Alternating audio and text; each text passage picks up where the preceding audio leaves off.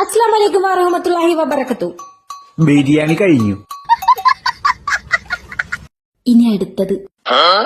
Hello. അസ്സലാമു അലൈക്കും വറഹ്മത്തുള്ളാഹി വബറകത്തു. വാലേക്കും അസ്സലാം. വാലേക്കും അസ്സലാം. മുബാറക് മുബാറക്. അയ്യോ, ഞാൻ മുബാറക്കല്ല, മുബീനയാ. നിനക്ക് ആള് മാറിപ്പോയതാ. അയ്യോ അതല്ല, ഈദ് മുബാറക്ന്ന്. ഓ, ഈദ് മുബാറക്, ഈദ് മുബാറക്. പാത്രങ്ങൾ എടുത്ത് വരട്ടെ. പാത്ര എന്തിനാടി? അയ്യോ, അപ്പൊ ബക്രീദിന് ബിരിയാണി ഇല്ലേ? ബക്രീദിന് ഞങ്ങൾ ബിരിയാണി വെക്കാറില്ല. ഇന്നിവിടെ സാമ്പാറും ചോറാ. സാമ്പാറും ചോറാ? നിങ്ങൾ ബക്രീദിന്റെ അന്ന് സാമ്പാറും ചോറൊക്കെ കഴിക്കുവോ? ആടി, ഞങ്ങൾ ബക്രീദിന്റെ അന്ന് സാമ്പാറും ചോറും ഉണ്ടാക്ക.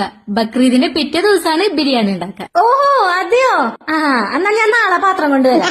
അയ്യോടി, ഞങ്ങൾ ഇന്ന് വൈകിട്ട് നാട്ടിക്ക് പോവും. അപ്പൊ ബിരിയാണി തരാൻ പറ്റില്ല.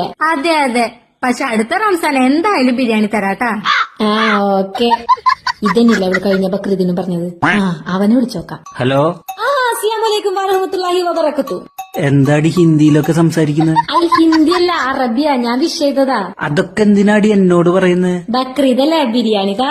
അതൊക്കെ വല്ല മുസ്ലിം ഫ്രണ്ട്സിനോട് ചോദിക്കടി, എന്നോട് എന്തിനാ ചോദിക്കുന്നത്? ഞാൻ ഹിന്ദു അല്ലേ? അപ്പൊ നീ മുസ്ലിം അല്ലേ? നീ താടിയൊക്കെ വെച്ചിട്ടുണ്ടല്ലോ.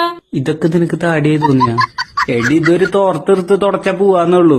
അല്ല, താടി വെച്ച മുസ്ലിമാവോ? അപ്പൊ ഇക്കൊല്ലവും ബിരിയാണി ഇല്ല. എന്തായാലും പാത്രം എടുത്താലോ, ഒന്ന് കറങ്ങിച്ചും വരാം. എങ്ങാനും ബിരിയാണി കിട്ടിയാലോ.